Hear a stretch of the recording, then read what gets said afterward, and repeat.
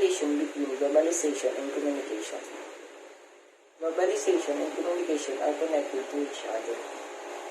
Globalization is a form of communication with others, and it is connecting to other sides of the world is made easier because of the globalization technologies. And internet, in other words, they can become connected by very simple by doing or experiencing the sum short of things, perhaps in a way of communicating with others, to deliver a message properly and correctly to understand each other. Because globalization needs good communication to be able to connect with. Question number 1 is, what is the relationship between globalization and communication? For me, the process of communication has always played a significant role in the existence of human life. No human can survive without communicating. Globalization mainly deals with the interconnectedness of the people in a global manner. Globalization has helped the people to be updated with each and every happenings of the world. What is the relationship between globalization and communication? Communication is directly affected by the process of globalization and helps to increase business opportunities and remove cultural barriers and develop a global village. Both globalization and communication have changed the environmental, cultural, political, and economic elements of the world. What is the relationship between globalization and communication? Globalization process directly affects global communication, helping to expand market opportunities, reduce cultural barriers, and create a global village. The world's natural, cultural, political, and economic elements have changed both globalization and global communication. What is as the relationship between globalization and communication? Connect, Connecting with people on other side of the world is not much easier than it was a few years ago. Using satellites, fiber optic cables, and the internet make it effortless to share information with those in different time zone and location because communication is affected by globalization.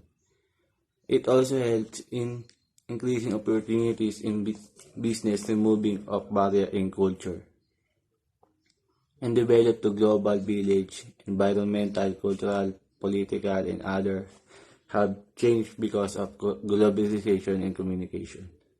Between globalization and communication.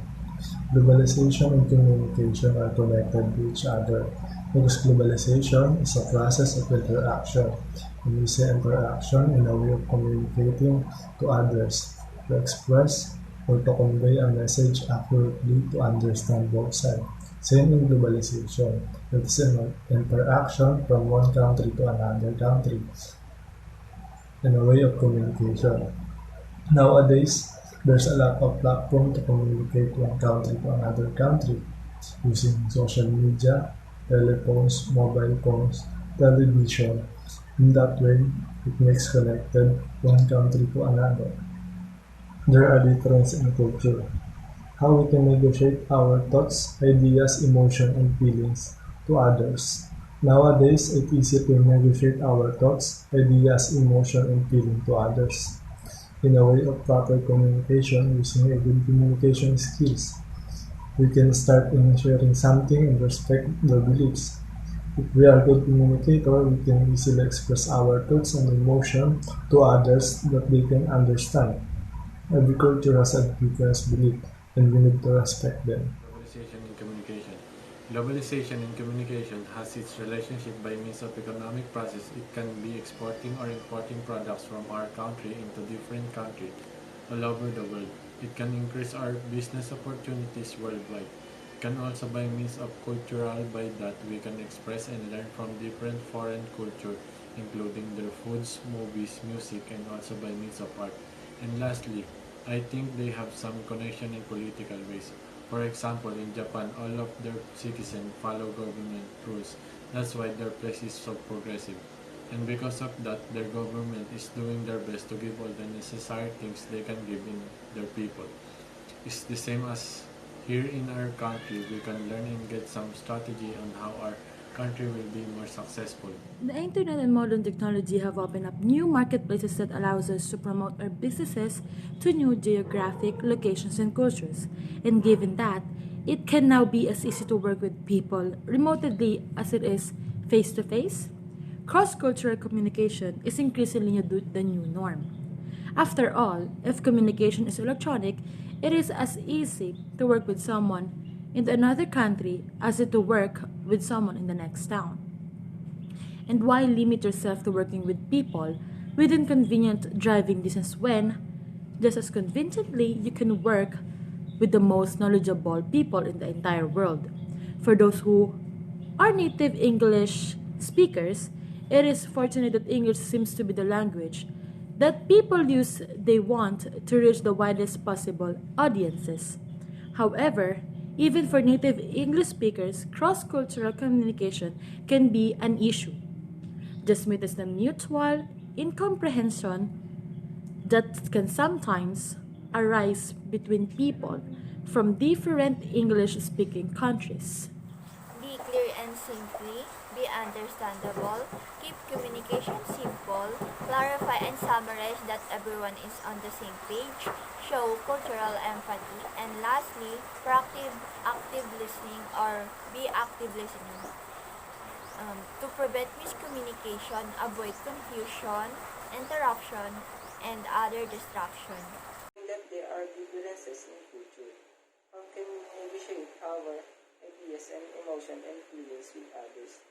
It is easy to negotiate our emotion and feelings to other people or to other culture. Given that we have different types of culture around the world, we should be learn and inform how to communicate with other people or culture in other countries. With good communication skill, we can easily interact with other culture without having a misunderstanding. We can use nonverbal communication and visual communication. We must be speaking slowly and having respect to that person you are talking to understand what you are saying. Speak clearly and inform while we communicating to other culture or people so that we can easily understand it. Given that there are differences in culture, how can we negotiate our thoughts, ideas, and emotion and feelings with others? Um, we can negotiate our thoughts, ideas, and emotions and feelings to others by this. Number one is acceptance and awareness. To be human is to feel, and there is nothing wrong with having emotions. Accept that feelings are normal and natural. Often, however, we are unaware of our emotions. And if we are unaware of what we are feeling, then most likely we are unaware of feelings of others. The hallmark of emotional intelligence, the single best predictor of success in life is to understand our own feelings and those of others. It is important to realize that feelings usually come in bundles. Some are obvious and some are more difficult to find. In order to tease apart all of the feelings we may be experiencing, it is necessary to become familiar with the spectrum of feelings that are not readily discovered, that include hurt, shame, fear, love, sadness, jealousy, and loneliness. Often, we may suppress or deny our emotions, especially if they are feelings we do not like to admit having. And the number two is expressing emotion. Once we are fully aware and have consciously recognized our emotions, we can decide whether to express them. Although there is nothing wrong with having emotions, expressing them by inappropriate means can be damaging and counterproductive. If we decided to express our emotions to the other side, we must express them appropriately. Don't bend, be concise, describe your feelings carefully, don't attribute blame or judge, just share. Given that there are differences in culture, how can we negotiate our thoughts, ideas, and emotion and feelings with others?